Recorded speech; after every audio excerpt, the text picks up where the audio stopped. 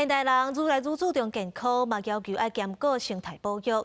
台北北投就有种咖啡的农民坚持买野肥、买除农药，嘛有两家场是打造低污染的环境。不过北部的物价成本较高，岛民团队牵成，和农民结合在地农产，和销路更较多元。磨咖啡豆啊，慢慢倒烧水入去，阵阵香气冲出来。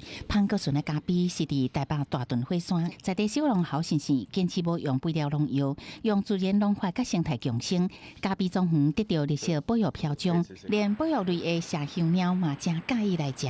拍到的不止麝香猫，其实拍到了很多的生物。对，那我就会觉得，我这个地方，你好像。他们还蛮喜欢的，不会因为我来了，然后他们就走了。我们可以在这个地方跟其他的生物一起共存，对，而不是去破坏它们，只为了要保护自己的农作物。北投当时有都市便利生活机能甲开垦的产地，是一寡小农经营小型都市农业的净土。优先放山两农场，以爱食卵、想食好卵单纯的想法，打造一个低污染、少污染、永续经营生态动物的农场。伫寸土寸金的台北市特别珍贵，要伫当地生活超过50年的烘焙坊业者，利用家己的专长，结合在地农产品，制作各种礼盒甲特色面包，开创地方跨产业的合作。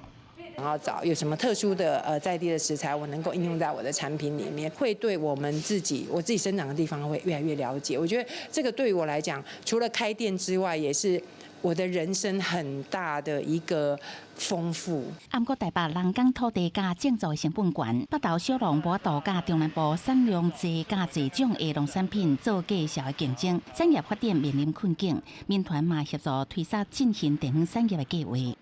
从单打独斗到一起合作，北投的这个产业呢，大概加入我们的这个部分，大概有30家左右，他们的营业额成长15%。